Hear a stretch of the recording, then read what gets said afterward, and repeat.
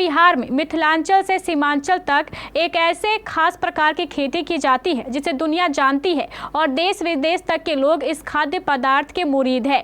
जी हां, हम बात कर रहे हैं पोषक तत्वों से भरपूर मखाना की।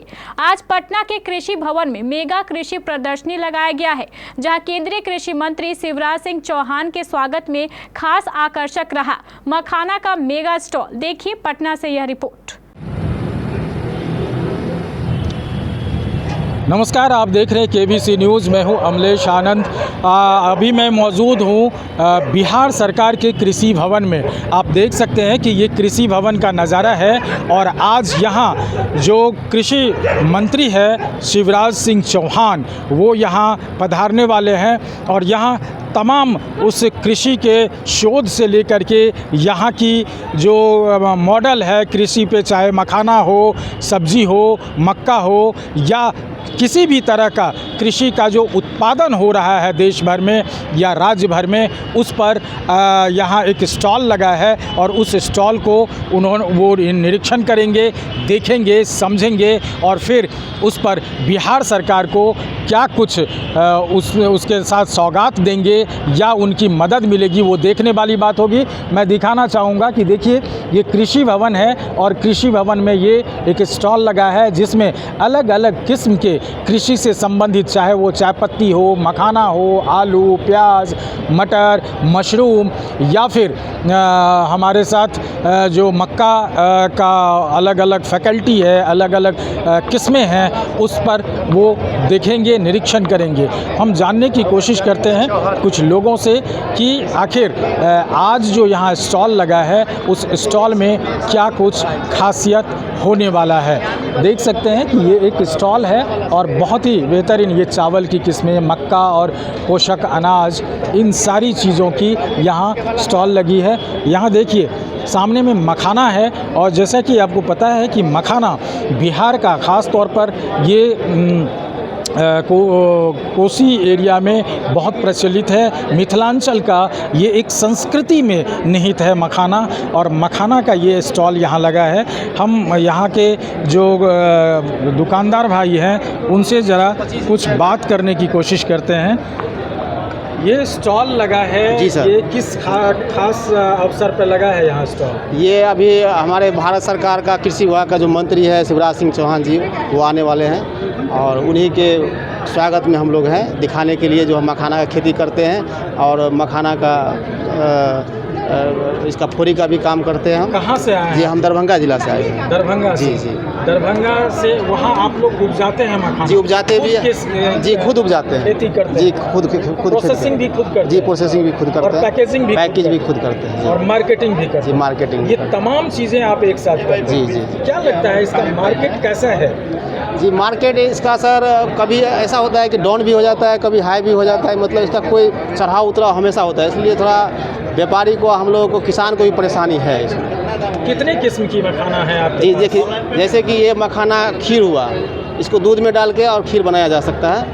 ये मखाना बीटा हुआ, ये बच्चों के लिए, जैसे बॉर्न बीटा होता है, ये बच्चों के लिए मखाना बीटा है, दूध में डाल के बच्चों को, गर्म दूध में डाल के बच्चों को पिला सकते हैं। और ये मखाना प्लेन हुआ, जैसे ये मखाना को घी में भून के भी खा सकते हैं, इसको खीर बना के भी खा सकते हैं, क्या समझे। और ये भी मखाना प्लेन भी है, प्लेन ही है, लेकिन इसका ये सारी जो खेती करते हैं इसमें सरकार के तरफ से आपको कोई मदद मिलती है? जी अनुदान मिलती है खेती करने में।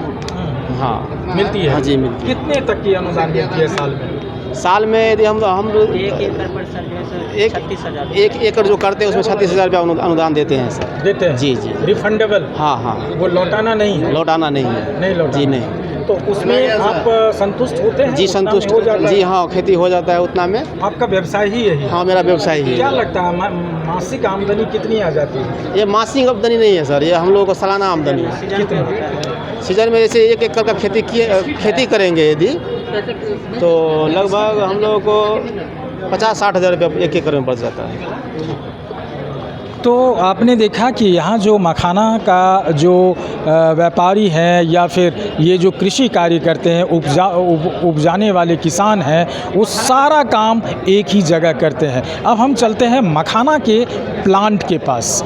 मखाना का प्लांट हम दिखाने अभी मैं दिखाना चाहता हूँ जो विश्व प्रसिद्ध है मिथिला का मखान, वो मखाना का कैसे क्या होता है, इसका प्लांटेड क्या होता है। प्लांट देखिए, ये एक मॉडल बनाया है, चूँकि मंत्री जी, केंद्रीय मंत्री शिवराज सिंह चौहान यहाँ आने वाले हैं और ये एक प्लांट है। आप देख सकते हैं, जब अगर आप लोग गांव के लोग होंगे, कोसी एरिया के लोग होंगे, सहरसा, मधुबनी, कटिहार, तो वहाँ मखाना का खेती बहुत ज़्यादा होता है। और तालाब में आप देखेंगे इसमें बड़े बड़े कांटे भी होते हैं, चूँकि यहाँ तो मॉडल लगा है इसलिए कांटे नहीं हैं और इस पे कांटे होते हैं। ये देखिए, ये ऐसे रोपा जाता है इसको और ये एक फल है। मैं चाहूँगा अपने कैमरामैन से कि ये ज़रा जूम करे, दिखाएं। ये देखिए, यही वो फल है जिससे इसमें एक पर्पल कलर की फूल आती है और फूल के बाद तकरीबन लगभग 3 महीना में ये मखाना का फल बनके ये हो जाता, तैयार हो जाता है और वो पूरा का पूरा अपने आप गलता है। गल के फिर वो ज़मीन पर चला जाता है और ज़मीन पर जाने के बाद जो इसके किसान हैं उसके जो अलग अलग इक्विपमेंट हैं, जैसे गांज है या इन सारी चीज़ों से उसको निकाला जाता है और निकाल करके फिर सुखाया जाता है। सुखाने के बाद उसकी प्रोसेसिंग की जाती है। प्रोसेसिंग के बाद फिर अलग अलग किस्म के, उसमें भी बहुत सारे किस्म होते हैं। बड़े दाने होते हैं, किर्री कहा जाता है छोटे दाने को, वो होते हैं और इन सारी चीज़ों को लेके एक बेस्ट पैकेजिंग की जाती है, फिर उसको मार्केट में एक्सपोर्ट किया जाता है। तो आपने देखा कि मखाना के ये देख सकते हैं कि यहाँ मखाना फसल को लेकर के भी यहाँ एक बैनर लगाया हुआ है और उनको जानने की कोशिश करते हैं। आप यहाँ हैं, आप इस तरफ आइए और ज़रा ये बताइए हमारे दर्शक को कि ये आपका नाम क्या है। मेरा नाम श्रवण कुमार है। कहाँ से आए हैं? पूर्णिया से। पूर्णिया जी। पूर्णिया में इसकी खेती होती है? जी सर। और कैसे क्या प्रोसेसिंग होता है, कितने दिन में ये मखान तैयार होता है और उसमें पानी कितना चाहिए, कैसा खेती की प्रक्रिया? मखाना का खेती लगभग 5 से 6 महीना के अंतराल में किया जाता है और जो है इसका जो खेती जो है इसका तालाब के होते में 5 से 6 फीट के पानी इसमें रखना चाहिए। और ये मखाना का गुर्री है, इसको जो है जो हम कादवा करके उसको जो छींट देते हैं और 40 से 45 दिन में जो है ये पौधा तैयार किया जाता है। उसके बाद इसको जो है ट्रांसप्लांटिंग करके जो है उसके बाद फिर हम जो 6 फीट पानी में रहे उसको हम लोग डाल देते हैं।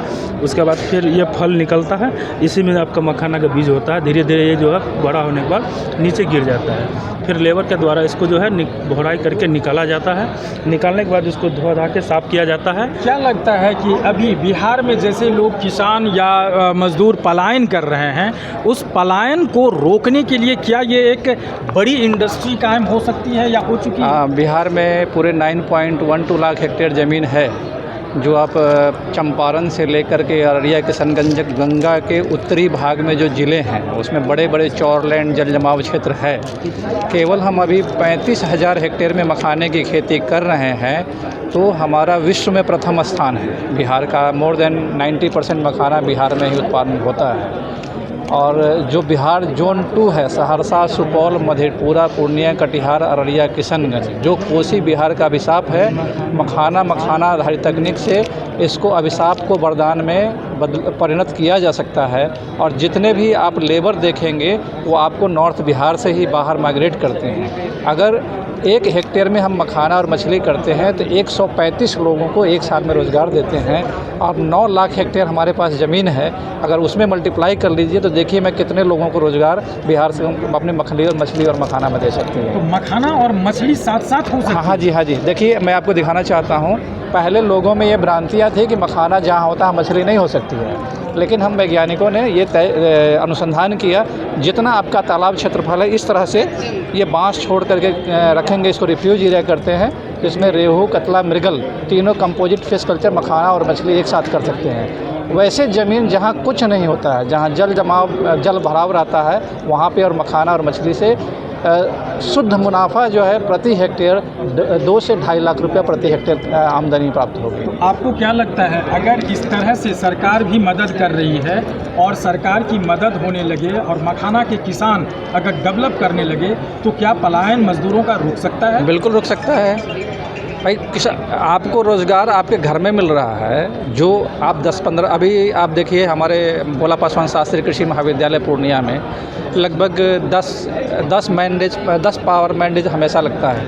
हम उनको 15,000 रुपये महीना देते हैं, तो बहुत आराम से वो बाहर जाने वाले लोग छोड़ के हमारे यहाँ काम कर रहे हैं।